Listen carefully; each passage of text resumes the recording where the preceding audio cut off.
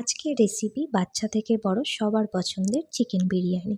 তো এরকম নতুন নতুন রেসিপি পাওয়ার জন্য আমার চ্যানেলটিকে কিন্তু অবশ্যই সাবস্ক্রাইব করে রাখতে হবে।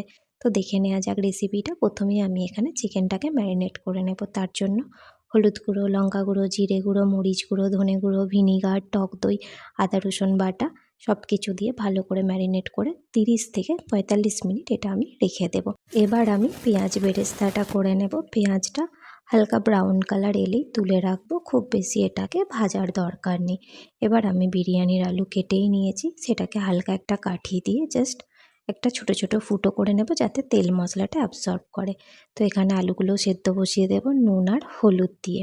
এবার আমি মাংসটাকে ভালো করে কষিয়ে নেব।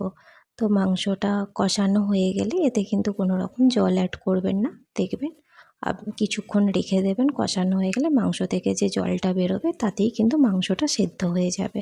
মাংসটা হয়ে গেলে আমি পেঁয়াজ বেরেস্তা, গরম মশলা ও আলু বোখরা দিয়ে দেব।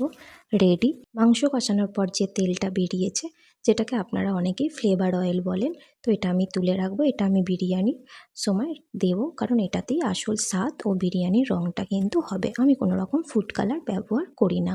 এবার আমি আলুটাকেও কষিয়ে নেব। আলুটা কষানো হয়ে গেলে বিরিয়ানির মেন যেটা, সেটা হচ্ছে রাইস। তো এই রাইসটা করার জন্য অবশ্যই কিন্তু চালটাকে 30 মিনিট ভিজিয়ে রাখতে হবে। তারপরে গরম জলে গোটা গরম মশলা ও সাদা তেল দিয়ে দিতে হবে। দেয়া হয়ে গেলে জলটা যখন ফুটে আসবে, জলটা ফুটলে তাতে আপনাদের চালটা তুলে দিতে হবে। তো বিরিয়ানি রাইসটাও রেডি।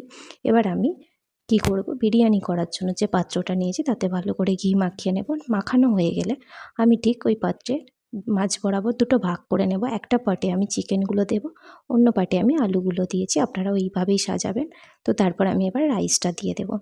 রাইসটা দেয়া হয়ে গেলে আমি এতে পেঁয়াজ বেরেস্তা দিয়ে দেব। দেয়া হয়ে গেলে যে ফ্লেভার অয়েলটা তুলে রেখেছিলাম, আপনাদের আগেই বলে দিয়েছি, তো সেই ফ্লেভার অয়েলটাই আমি এখানে ব্যবহার করব। করা হয়ে গেলে এতে একটু ঘি দিয়ে দেব। ঘি দিয়ে গোলাপ জল, কেওড়া জল ও আতর দিয়ে দেব। দেওয়া হয়ে গেলে সেমভাবে আমি কিন্তু আর একটা লেয়ার তৈরি করে নেব একই পদ্ধতিতে। তো ওটা করা হয়ে গেলে এটাকে আমি এবার ভাপে বসিয়ে দেবো, একদম হালকা স্টিমে দিয়ে দেব। অবশ্যই কিন্তু আপনারা যারা পছন্দ করেন তারা বিরিয়ানির মশলাটা কিন্তু অ্যাড করবেন, নাহলে কিন্তু একটা ফ্লেভার আসবে না। তো দেখতেই পাচ্ছেন বিরিয়ানি পুরো রেডি। এবার হচ্ছে বিরিয়ানিটা কাটার। এই রকমভাবে রাইসগুলো সরিয়ে নেবেন, নিলে আপনার চিকেনটা এবং আলুটা খুব সহজেই কিন্তু বেরিয়ে আসবে, আর আপনার ভাতগুলো ভাঙবে না। এবার আপনারা এটাকে গরম গরম সার্ভ করুন। কার কার ভালো লাগে বিরিয়ানি খেতে অবশ্যই কিন্তু আমাকে জানাবেন।